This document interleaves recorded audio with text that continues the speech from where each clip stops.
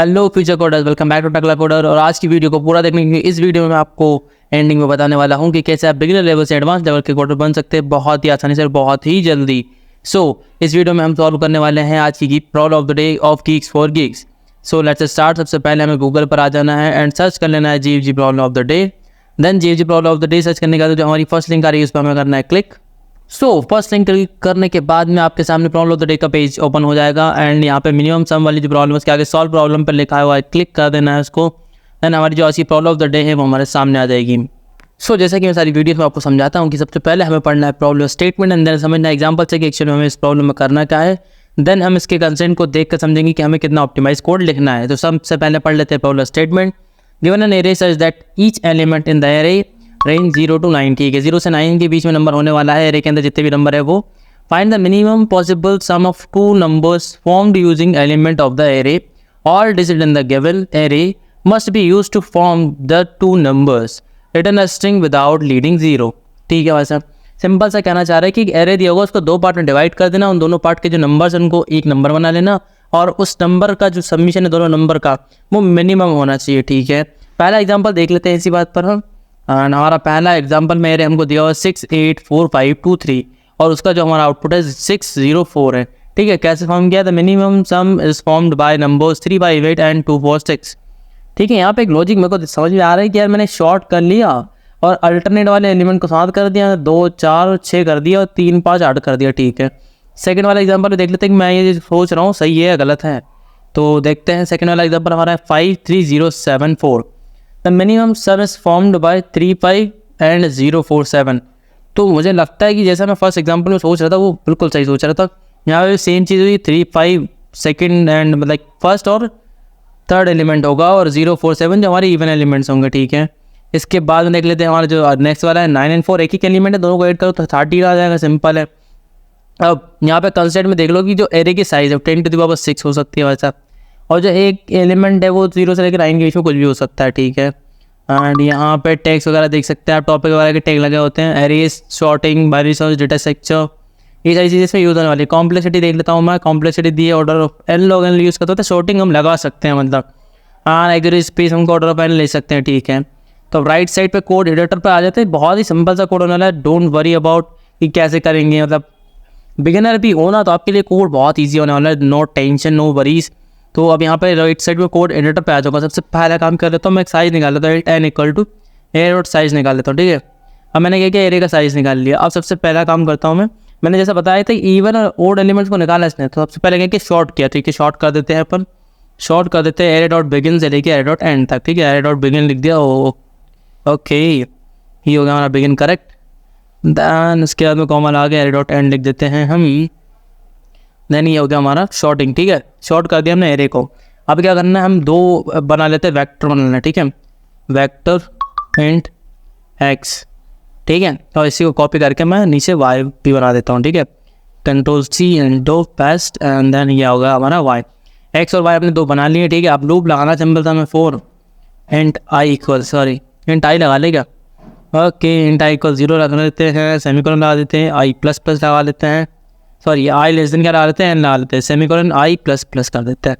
Simple होगा, अंदर आए। सबसे पहले क्या करना है, हमें एक्स के अंदर पुश करना था, x underscore like x dot push underscore back, तो पुश अंडरस्कोर बैक। इसके अंदर क्या लेना है, हमको एरे ऑफ आई लेना है।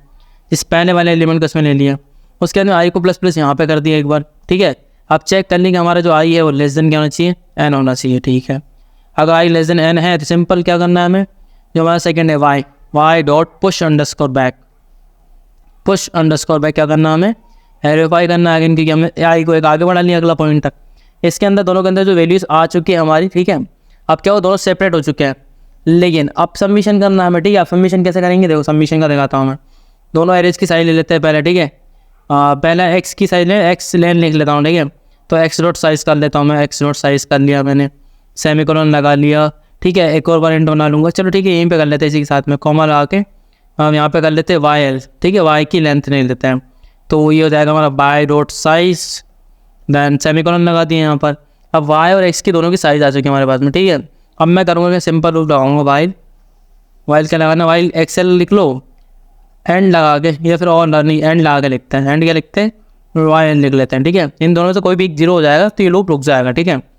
अंदर करना क्या हमको, देखो ये दोनों चीज़ें तो हमने कर ली। अब एक सबमिशन वाला वेक्टर भी बना लेते हैं, पर हमको लास्ट में रिटर्न क्या करना है। देखो डेटा टाइप क्या दिया उसका, फंक्शन का रिटर्न टाइप क्या हमारा स्ट्रिंग है, तो यहाँ पे मैं एक स्ट्रिंग बनाता हूँ आंसर नाम, तो ठीक है मैंने एक स्ट्रिंग बना लिया आंसर। ओके बाहर बट यहाँ पे एक चीज़ और याद रखना है कि यहाँ पे इंट सी भी बनाना पड़ेगा हमको, कैरी लेते हुए चलना पड़ेगा। स्टार्टिंग में कैरी क्या होगा 0। तो अब मैं सबमिशन करने वाला हूँ, तो देखो सबमिशन करना कैसे है, सिंपल है एक टी वेरिएबल लगा लूँगा, ठीक है। यहाँ पर टी बना लेते हैं, टी इक्वल टी यहाँ पे असाइन कर देते हैं, ठीक है। इसी के साथ में कॉमा लगा के टी कर दिया अपन ने। फिर नीचे आ गए, टी में करना क्या है, हमें क्या करना है, जो हमारा एक्स है एक्स का माइनस माइनस करके एक्सएल ले लूँगा, ठीक है। मतलब -1 की इंडेक्सिंग होती है हमारी, तो -1 कर दिया हमने। इसमें प्लस करने लगा है वाई का माइनस माइनस वाई एल, ठीक है ये हो गया। प्लस इसमें कर लेना है कैरी, इतना कर लिया। उसके बाद सेमीकोलन लगा देना, सिंपल सा नीचे आ जाना है। उसके बाद हमारे आंसर पे प्लस इक्वल कर लेना हमको क्या, $2_ क्योंकि ये स्ट्रिंग में है तो स्ट्रिंग ही हमको ऐड करनी होगी। इसके अंदर ऐड क्या करना होता है, हम जैसे हमारा कोई भी नंबर आ रहा होता है, जैसे 10 के बड़ा जो भी होता है, हम लाइक 14 मान लेते हैं, तो पीछे का 4 निकालते हैं, 1 को कैरी दे देते हैं। तो हम क्या करेंगे, यहाँ से जो हमारा टी है उसको मोड बाय 10 कर देंगे, ठीक है। मतलब लास्ट में जो भी है वो निकाल के दे दो, वो आंसर के अंदर पुश कर लिया। उसके बाद में हमारा सी में क्या आ जाएगा, सी में आ जाएगा T/10, ठीक है। जो भी एक्स्ट्रा एलिमेंट होगा हमारा, जैसे 10 एकम 10, एक बार जा रहा है 14 में, ठीक है, तो एक सी के अंदर आ जाएगा। नेक्स्ट टाइम वो उसमें कैलकुलेट करके एड ऑन करता जाएगा, ठीक है। अब ये काम तो हो गया हमारा। अब इसके बाद हमें करना क्या है, इसके बाद सिंपल हमें चेक करना है कि वाई मतलब वाई एक और बार कंडीशन लगानी है। अगर एक्सेल मान लेते हैं कि ये वाला नल नहीं हुआ है, ठीक है, तो इसके लिए लूप लगाना पड़ेगा। सेम क्या करना पड़ेगा हमें, टी इक्वल ये ले लेता हूँ यहाँ से मैं कॉपी करके, और ये लिख दिया मैंने टी इक्वल एक्सेल, ठीक है, ये ले लिया। प्लस कैरी लिख लेते हैं अपना, सेम सिस्टम, ठीक है। और उसके बाद में आंसर में प्लस इक्वल में ये जो लिखा हुआ था, ये दोनों लाइन तो सेम हो जाएंगी अपनी, आ जाएंगी यहाँ पर। एंटर कर देते हैं यहाँ पर, ये हो गया दोनों लाइन का सेम सिस्टम, ठीक है। आप भाई कॉम कवर कर लेते हैं, हम इसको कॉपी कर लेते हैं। मान लेते हैं नेक्स्ट वाला हुआ तो नेक्स्ट वाले के लिए कर लेते हैं, ठीक है। इसको क्या कर देता हूँ, वाई कर देता हूँ मैं फिलहाल, दोनों सारी चीज़ों को वाई कर देते हैं। इसको वाई कर देते हैं, अंदर वाले को वाई करना पड़ेगा, ठीक है। बाकी सारी चीज़ें कॉमन रखते हैं।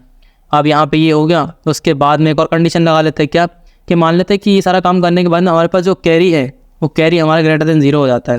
तो क्या करना है, आंसर प्लस कर लेंगे इसको, आंसर प्लस इक्वल $2_ हमारा फंक्शन है वो लगा देता हूँ मैं। $2_ लगा दिया मैंने। एंड इसके बाद में $2_ लगाने के बाद इसके अंदर क्या लेना, आपको सी लेना, ठीक है। सी इसके अंदर ले लिया, हमारा स्टार्टिंग एलिमेंट हो गया। अब यहाँ पे हम क्या कर लेंगे, इसको रिवर्स कर लेंगे पहले आंसर को हमारे, ठीक है। अब रिवर्स फंक्शन हमारे पास पहले से इन्वेंट होता है STL लाइब्रेरी के अंदर, तो रिवर्स लिख दिया मैंने। देन यहाँ पे हमें क्या करना है, answer.begin एंड answer.end, ठीक है। answer.begin कर लिया मैंने, कॉमा लगा के answer.end भी कर लिया मैंने। अब ये रिवर्स हो जाएगा, ठीक है। कंपाइल कर लेते हैं, लाइक ओके यहाँ पे हो गया। फिर यहाँ से रिटर्न आंसर करना है, ठीक है, सेमीकोलन। अब एक और चीज़ बता देता हूँ कि जैसे मान लीजिए अपन ने पूरा सबमिशन कर लिया, ठीक है।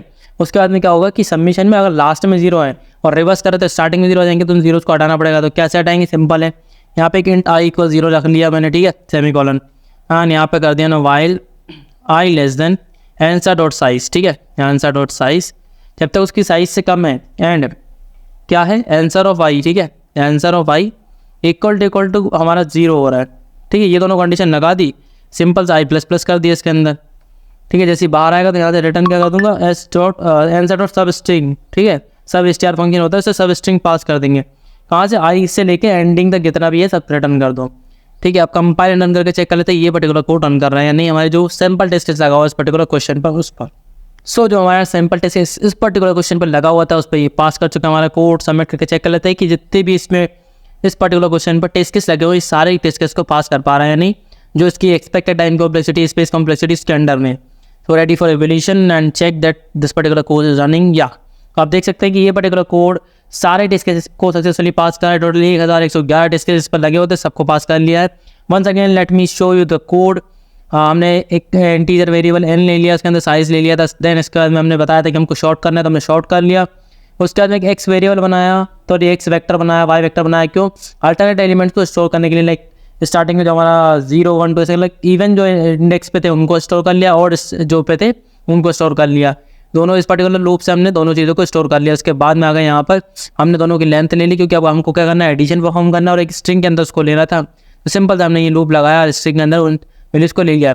लेकिन मान लेते हैं उनमें से एक कोई सी जीरो हो चुकी है लेकिन दूसरे का इंडेक्स जीरो नहीं हुआ, तो उस वाली को भी ऐड ऑन करना पड़ेगा। तो उसके लिए इंडिविजुअल 2 लूप लगा दिए, मे बी हमारा एक्स वाली जो है वो जीरो हो जाए, वाई वाली जीरो हो जाए, तो हमको पता नहीं, इसलिए दोनों के लिए लूप लगा दिया। उसके बाद में एक वाली कंडीशन लगा दी कि अगर लास्ट में सब करने के बाद कैरी हमारा जीरो नहीं होता है तो कैरी को भी इंसर्ट करो भाई। उसके बाद में उसको रिवर्स कर लिया, रिवर्स करने के बाद पॉसिबिलिटीज़ हैं कि लास्ट में जीरो आ जाए, तो उसके लिए हमने क्या किया, एक लूप लगा लिया और जहाँ तक जीरो आ रहे वहाँ तक आई को प्लस प्लस करते गए। उसके बाद में सब एसटीआर वाला फंक्शन यूज़ करके जहाँ तक आई थे उनको हटा दिया, उसके आगे के सारे वैल्यूज़ को रिटर्न कर दिया, एंड हमारा ये कोर्स सक्सेसफुली रन कर रहा है। Thank you so much for this particular video. We will meet in the next video and solve the next POTD of the Geeks for Geeks। Thank you so much once again.